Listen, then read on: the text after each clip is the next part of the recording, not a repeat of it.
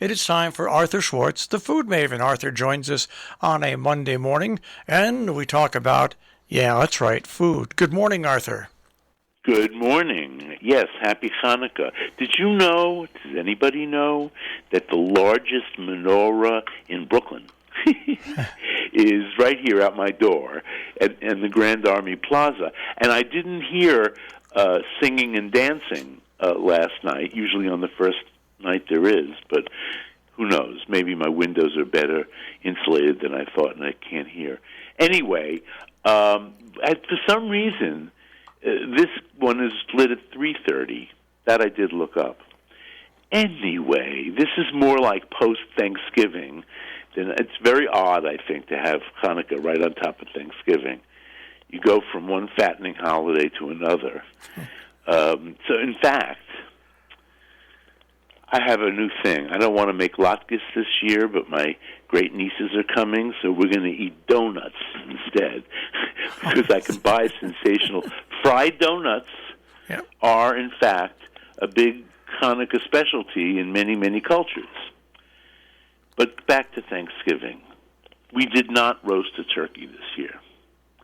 Instead, we bought one smoked from No Dines. Marshall, do you frequent No Dines? I go to No Dines every once in a while for bacon and some but not a lot. Famous for bacon. Yep. No Dines is famous. I think this must have been the 1970s or 80s, early 80s maybe, that Marion Burroughs at the New York Times wrote about No Dines bacon, and there was a run on No Dines bacon for a long time. Because at that point, that was like the only bacon you could buy, at least in this part of the world, without nitrates. But back to their turkey. I did this many years ago when I revolted against turkey and made a stuffed breast of veal for Thanksgiving, but ordered the No Dine smoked turkey just so that we would have it as decoration. Well, that backfired on me this year because my niece, the 8-year-old, doesn't like looking at whole animals on the table. She didn't freak out, but she did, in fact, voice her displeasure and would not eat any of the turkey. The breast was fabulous, and we heated it up in the oven so that it wouldn't be just room temperature, that it would at least be warm. But I had made, with some very good homemade broth, I have to say a really good gravy, but it wasn't turkey gravy, it was chicken gravy. And we had mashed potatoes for the gravy, so we had, and you have to have gravy. I usually make a really, if I may say so, superb gravy with the wing tips and neck and gizzards and like that, and I just make a broth. And I used to do this even when I did not do Thanksgiving. We would go to my sister's house for Thanksgiving. And my brother-in-law was in charge of, I should call him the unlamented, is what I usually refer to him. Anyway, would roast the turkey, did a good job at that. Not much else, but that he did. And anyway, I made the gravy anyway. In any case, I made all this stuff. The dark meat on the No Dines turkey I found to be tough. And I did get some good slices off the thighs. I like dark meat. But in general, it was sinewy and tough. So instead of eating it that way, I said, this is something I used to do. I don't know what inspired me at the time, but you could buy a smoked turkey leg in my supermarket. I don't think the current supermarket I shop in sells them. I haven't looked. I bet, does No Dine sell just legs and thighs? I mean, they do sell just breasts. Yeah, I think they butcher it, stuff like that. Yeah, I would think that on they request. Must. If they have breasts only, then maybe, I don't know. I'm going to call today, in fact, because I made a broth, a smoked turkey broth with what it was a lot of meat on here. because, as I said, it was tough and sinewy. But it made the most superb broth and relatively lean. And even if it had some turkey fat in it, I left the skin on and everything. I wanted the flavor, the smoky flavor from the skin, and some of the fat. It didn't render very much fat at all. And what little it did is good fat. Poultry fat being the, if you're gonna, I don't want to say most healthy fat because I'm into fat myself. But anyway, it's a relatively unsaturated form of animal fat. I'll say that. So anyway, it made this great broth, and now what do I do with it? You know, we're not eating carbohydrates, so I otherwise I might have made like a mushroom barley soup would have been fabulous with this broth, but instead I bought 2 big bunches of kale. So, you know, this is sort of what you have to eat if you've overindulged on Thanksgiving, because this is like no calories to speak of, absolutely delicious, and so healthy. I don't even want to look it up because it's so healthy. So it's 2 huge bunches of kale. Now you got to rip off the heavy stem ends, wash it well, and I use plain old green American style kale, nothing fancy, no Tuscan kale, dinosaur kale, whatever they're calling this. I love it. A dark green, tall kale. No, it's the broadleaf, frilly kind. Very cheap. I really was out to buy. It was one of those shoppings where what I went out to buy I couldn't find. I went out to buy chicken backs to make broth. It was the first really snappy day around here. I said, got to refill the freezer with chicken broth. And they didn't have any backs because, as my butcher said, somebody just came in and bought whatever we had. So somebody else had the same idea that I did. And the other thing I went out for was collard greens. And I don't know why, but there were no collards to be found, so I bought the kale. And I don't eat a lot of kale because I'm rebellious. And kale, you know, has been far too trendy the last few years. Before kale became trendy, I loved kale. So that's my personality here. But I know I did often enough make kale soup with potatoes and sliced sausage, like a kielbasa was very good. Nowadays, I could buy probably a more Portuguese or Spanish type sausage that would be good in that. But in any case, or chorizo kind of sausage. In any case, 2 huge bunches of kale went into my broth, and I would say it took a good 15 minutes between coming back to the broth. And by the way, the broth was still hot. I strained it, of course. I kept the meat aside for a while, thinking I was going to chop it up and put it back into the broth with the kale. But the meat was actually I cooked it to death, got to say. And it had some flavor, but it was so stringy that I didn't want to deal with that. So I had to toss the bones and meat that I had made the broth. And the kale itself was so tasty in the broth that I didn't need to do anything. When we ate it as a soup bowl of greens, really it's greens and what they call pot liquor in the South, the water resulting, the soup resulting from cooking the greens. By the way, of course, in the South you would have used a smoked ham hock. But to make it a little, well, you know, it's the turkey didn't make it taste exotic, but I must say it was a good use, a very good use of those parts of the turkey we didn't love so much.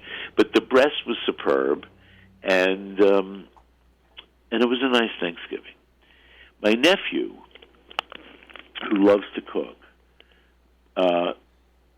and loves to have his children cook with him, decided he was going to make the first pies of his life.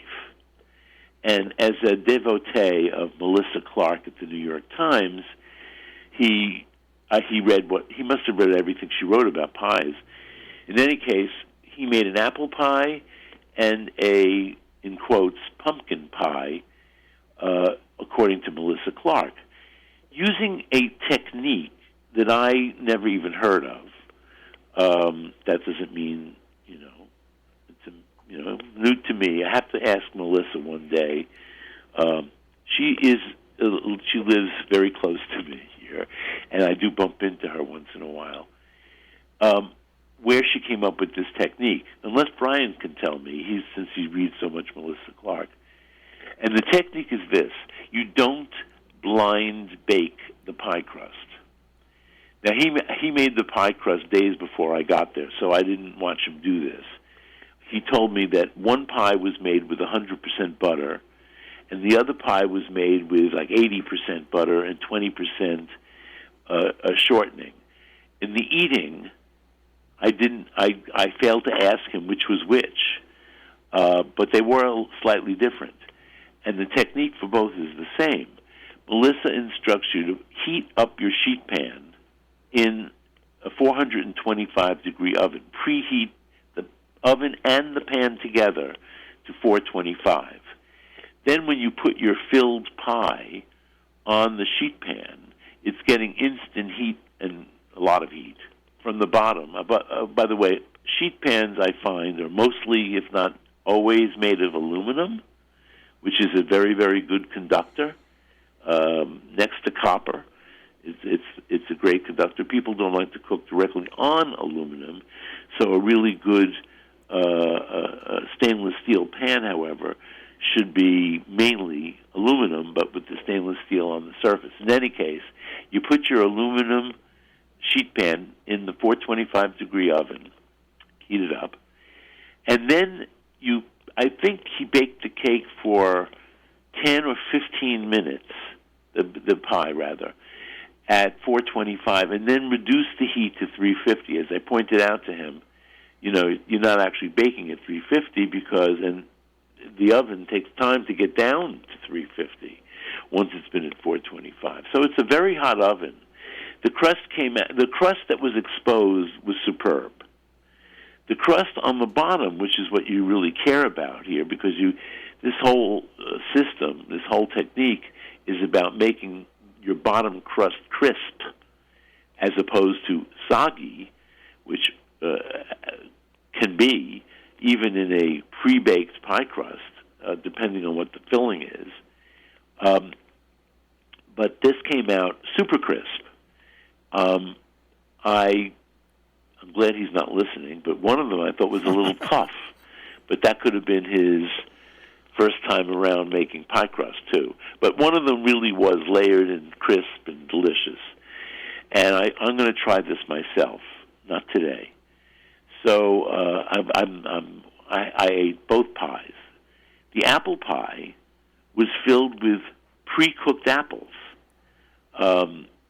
Melissa instructs you to slice up 11 cups of apples. Once he got up, I'm very good at spatial relations, and I could tell without him even measuring that he was up to at least 10 cups. I said, you're tired. Don't peel another apple.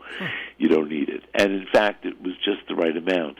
You saute the apples with butter, and they give off some juice, as you can imagine, depending on the kind of apple. I don't know what he had there. They were red apples, though. And you sprinkle on a little cornstarch, toss it again, and then you fill your pie crust.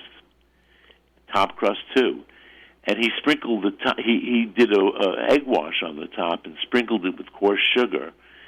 And I got to say, that was sensational tasting. I'm really into this, sprinkling it with coarse sugar.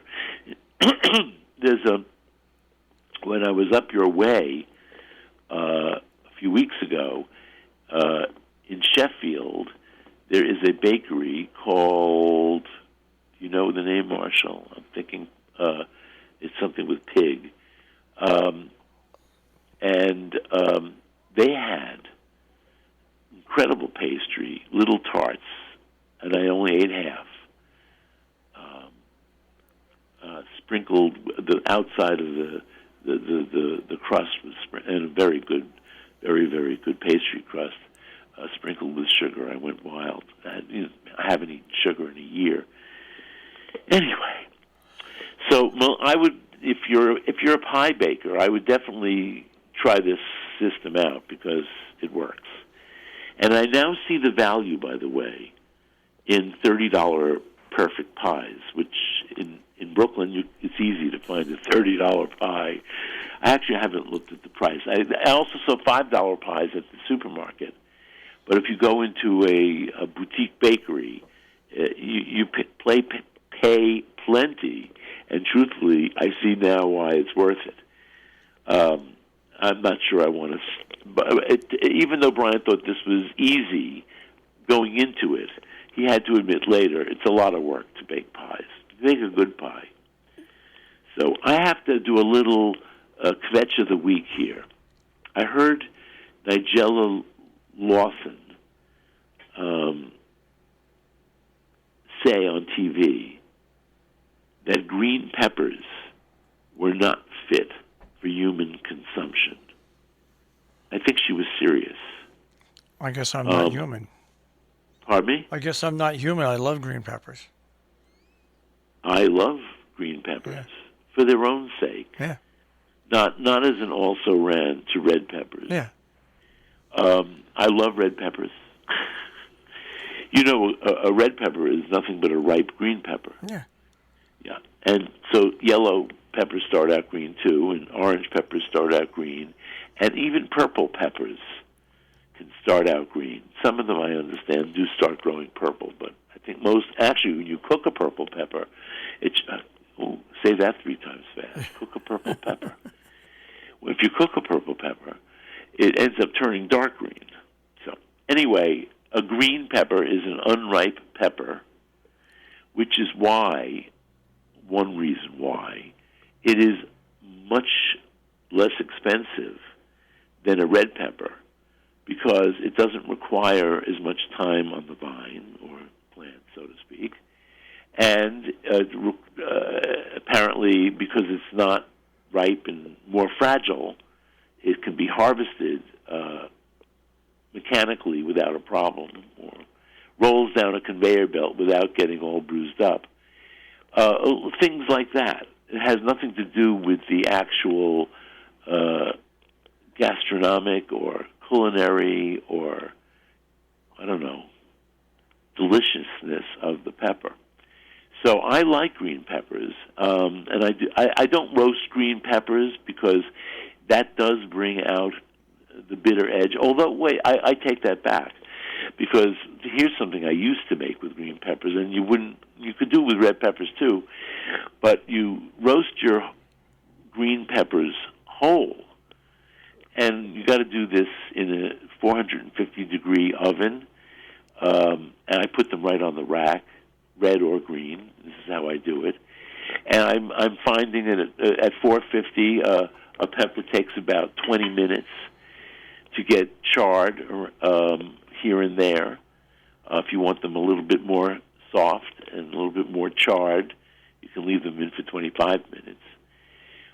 Then you put them I put them in a pot and let them steam until they're in their own steam, a covered pot. Until, the old days we used to say put them in a paper bag, but I don't trust paper bags anymore.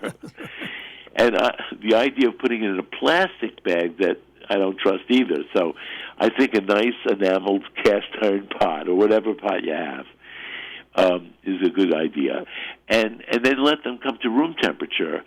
And the green ones, I pickle. This is what they used to serve on the table, is a giveaway, so to speak, at what they called Romanian steakhouses. The Romanian steakhouses of my youth. The only one that's left, and I have no idea if it's still open, but I wouldn't be surprised if it is Sammy's Romanian on Christie Street on the Lower East Side. But there used to be a lot of them, and this was a standard item. Perhaps it really is Romanian. And they would be pickled with garlic. I think there's a recipe for this in Jewish home cooking. I think where I would have it. It was along with other, what my mother would call sours, which would be cucumbers, salad, which is something I make regularly, by the way. It's so refreshing, just cucumber sliced. And also, I like to play with my mandolin, and it's a very good good thing to be doing with the mandolin. I slice them really thin, and then I just dress it with a combination of water and vinegar, like half and half, and a small, depending on how much cucumber. One cucumber makes quite a lot of cucumber salad, with the vinegar and water, and a sliced, also on the mandolin, onion. You can cut the onion in half to make it easier to slice. A small to medium onion. You don't need a lot. You should let it sit for a while. My grandmother always did this with sugar, and then when she became diabetic, she had it sweet and low, which I couldn't tolerate. I must say, I tried it recently, and I still can't tolerate it. It really brings out, it's a metallic flavor. It's a metallic, and it really ruins your palate for other things. Yeah, it's a stingy. So if you need a little sweetness, a teaspoon of sugar per cucumber softens the blow, and that's quite enough. I know what you're talking about. It's almost like a stingy, I don't know, a taste to it. Yeah. I sometimes even I drink lemonade. Meaning I drink slightly sweetened lemon water. They say, I looked this up recently. They say that lemon water before meals, starting the day and before meals, aids in weight loss. But there is apparently no scientific basis in this. It's strictly, as they say, anecdotal. Meaning people who do it report that, it's helped. But this brings me back to an endocrinologist I went to several years ago before he abandoned me and the whole practice, who was Persian. And he identified as Persian, not Iranian. And so he said, you should eat like a Persian. I said, what does that mean? He said, have salad first. Well, fact is, maybe he didn't know I knew about Persian cuisine. And that's not necessarily so. They don't eat salad first. But in many cultures where people live to be a long time, listen to this, they do eat pickled vegetables first. Think about it. You go to a Middle Eastern restaurant, they serve pickled squash, pickled turnips. It's those pink cubes in a little dish. In southern Italy, pickled vegetables, certainly in the winter, are a major source for antipasti. You sit down at the table and you might have the pickled pickled eggplant, pickled zucchini, and called in Naples scapesh for escabeche because it's first fried and then pickled, meaning put in vinegar. So anyway, all these pickled things, I'm thinking all this acidic acid that you eat first is probably helpful. I don't mean acidic. Citric acid is probably very helpful, if not for your longevity, at least for your digestion. So there we are. Right. We're eating donuts for Hanukkah. Did I say that already? Donuts for Hanukkah. Well, that's not that far out of the question. It's fried. No, it's not far. It's right on the question because anything fried. And I know. By the way, that my nephew and his family are having latkes. I think either last night or tonight with some other family. And I thought, well, we have this great donut place in Prospect Heights, which is the store is maybe 4 blocks from me at the most, which is certainly and it's a nice little walk. Tree-lined streets. So we may walk over and let the girls pick their own donuts. These are giant donuts, come in a lot of creative flavors. I was going to say weirdo flavors. Some of them are. I have to find out. Maybe I'll have to go buy one today. If the hibiscus is a sour hibiscus or not, because I just discovered that Maya, who's 5.5, is sensitive to sour. And what impressed me was that she was able to describe the sensation, and she was able to, and she said, it's too sour for me. But anyway, she felt it in her, I don't know what it is. You know where you feel tannin and sour, like in your cheeks? Yeah. Yeah, I don't know what that, is there a name for that? No. Not that I know of. No, well, she said, I'm feeling it in my cheeks. And then she said, it's too sour for me. So, I don't know, hibiscus. I know she's going to want that one because it's pink. It's the pink donut. Well, like you said, do a test run. Exactly. It's an excuse to eat a donut. It's, by the way, if before anybody writes or calls, the name of the place is Dough. Dough. Dough. And yes, it was famous when it was in Bed-Stuy, but some reason I don't really know the history here.